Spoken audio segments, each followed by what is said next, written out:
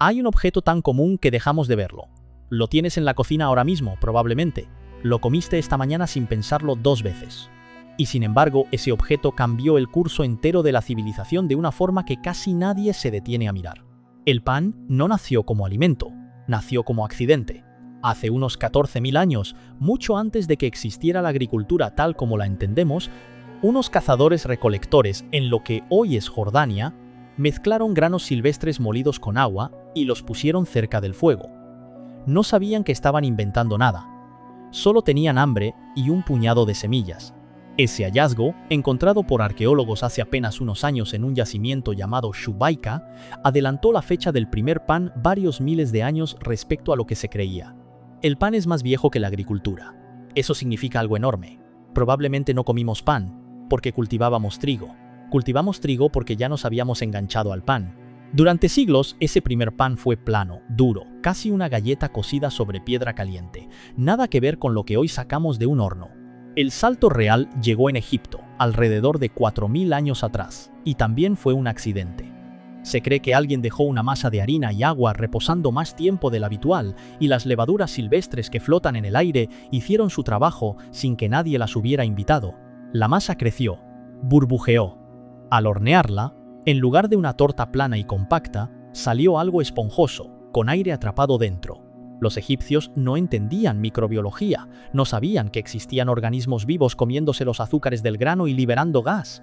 Pero entendieron algo más importante, que ese pan raro sabía mejor, duraba más y llenaba más el estómago, y empezaron a guardar un pedazo de masa fermentada de un día para usarla como arranque del siguiente. Sin saberlo, habían inventado la masa madre.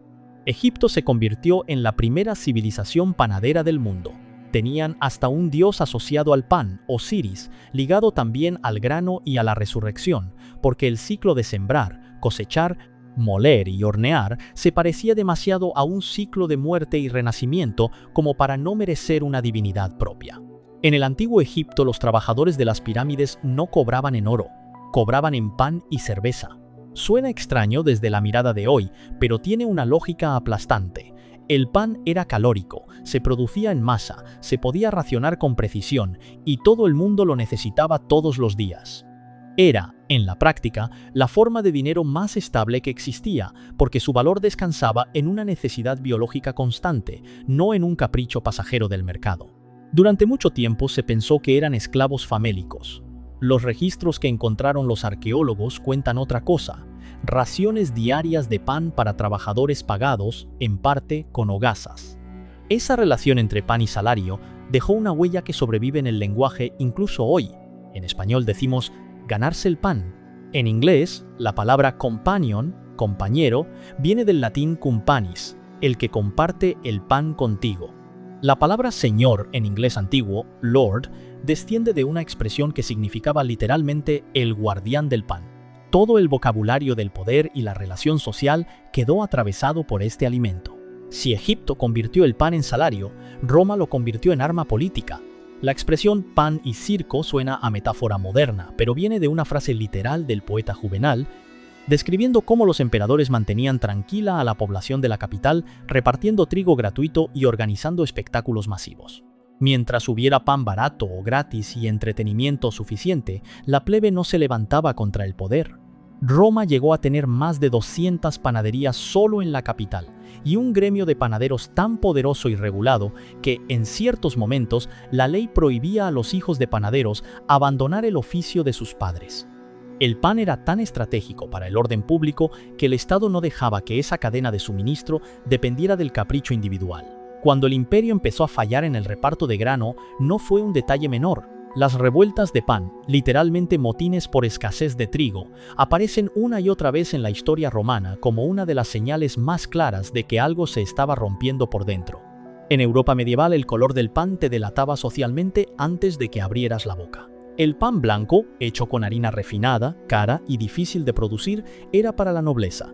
El pan negro o integral, más vasto, hecho con centeno, cebada o mezclas de cereales más baratos, era el pan del campesino. La diferencia iba mucho más allá del sabor. Era una frontera visible de clase, servida 3 veces al día en la misma mesa que en teoría compartía a todo el pueblo. Existía incluso una práctica llamada trencher. se usaban rebanadas gruesas de pan duro, casi como si fueran platos, para servir la comida encima. Al terminar de comer, ese plato de pan empapado en grasa y jugos se repartía entre los sirvientes o los pobres que esperaban en la puerta. El pan, otra vez, marcando quién comía primero y quién comía las sobras. Los gremios de panaderos medievales estaban entre los más regulados de toda Europa, porque un mal cálculo de peso o precio del pan podía desatar disturbios. En algunas ciudades existían leyes específicas, conocidas como a size of bread, que fijaban por decreto cuánto debía pesar una hogaza según el precio del trigo ese mes. Vender pan de menos peso podía costarte literalmente que te pusieran en la picota pública. Durante casi toda esta historia, nadie sabía qué era realmente lo que hacía crecer el pan. Se sabía que funcionaba, no se sabía por qué. Se guardaba masa vieja, se compartía entre vecinos, se creía en ocasiones que era un proceso casi mágico o incluso un don divino. No fue hasta el siglo XIX, con Louis Pasteur, cuando se identificó que la fermentación era obra de microorganismos vivos. La levadura, un hongo unicelular que se alimenta de los azúcares de la harina y libera dióxido de carbono como desecho. Ese gas es lo que infla la masa. Antes de Pasteur, panaderos de todo el mundo llevaban miles de años domesticando sin saberlo a un organismo microscópico, seleccionando sin darse cuenta las cepas que mejor fermentaban, simplemente porque guardaban la masa que mejor les había funcionado la vez anterior. Es la primera ingeniería genética de la humanidad, hecha a ciegas, por prueba y error, generación tras generación. El siglo XX trajo la máquina que más cambió el pan en toda su historia. La amasadora mecánica, seguida poco después por el pan de molde envasado y rebanado en fábrica. De repente el pan dejó de ser un producto local, ligado a la masa madre específica de cada panadería, cada una con su propio sabor según las levaduras silvestres que hubieran colonizado ese obrador concreto durante años. Pasó a ser un producto estandarizado, hecho con levadura comercial de fermentación rápida, pensado para durar semanas en un estante en vez de horas en un mostrador. Ganamos velocidad y perdimos algo que hoy muchas panaderías intentan recuperar de forma consciente. La fermentación lenta de 12, 24 hasta 48 horas que no solo cambia el sabor, sino que rompe parte del gluten y de los antinutrientes del grano, haciendo el pan más digestivo. El regreso reciente de la masa madre artesanal en tantas ciudades tiene poco de moda pasajera. Es, en el fondo, la misma búsqueda que tenían los egipcios hace 4000 años, un pan que sepa a algo más que a harina y agua. Toda esta historia que acabamos de contar sigue básicamente la ruta de Oriente Medio, Egipto y Europa. Pero el pan, entendido de forma amplia como masa de cereal cocida, apareció de forma independiente en casi todos los continentes, casi siempre sin levadura. En Mesoamérica, mucho antes de que ningún barco europeo cruzara el Atlántico, ya existía la tortilla, maíz nixtamalizado, molido, aplanado y cocido sobre una superficie caliente en cuestión de segundos por cada lado. Ningún egipcio se la enseñó a nadie. Nació de forma completamente independiente, resolviendo el mismo problema con el cereal que tenían a mano. En el sur de Asia pasó algo parecido con el chapati y el naan. En Etiopía, con la injera, un pan esponjoso y ligeramente ácido hecho con un cereal llamado tef, fermentado varios días antes de cocinarse sobre una plancha de barro y que además funciona como plato. La comida se sirve directamente encima y se come arrancando trozos con la mano. El patrón se repite una y otra vez en la historia humana. En cuanto un grupo humano domestica un cereal, tarde o temprano encuentra la forma de molerlo, mezclarlo con agua y cocinarlo plano sobre una superficie caliente. Es casi como si fuera un paso obligado, casi automático, en el desarrollo de cualquier civilización agrícola, sin importar el continente ni el contacto entre culturas. Si en Roma el pan servía para mantener contenta a la plebe, en el siglo XX se convirtió, más de una vez, en símbolo de resistencia y en instrumento de guerra. Durante la Primera y la Segunda Guerra Mundial, buena parte de Europa vivió bajo cartillas de racionamiento donde el pan ocupaba un lugar central.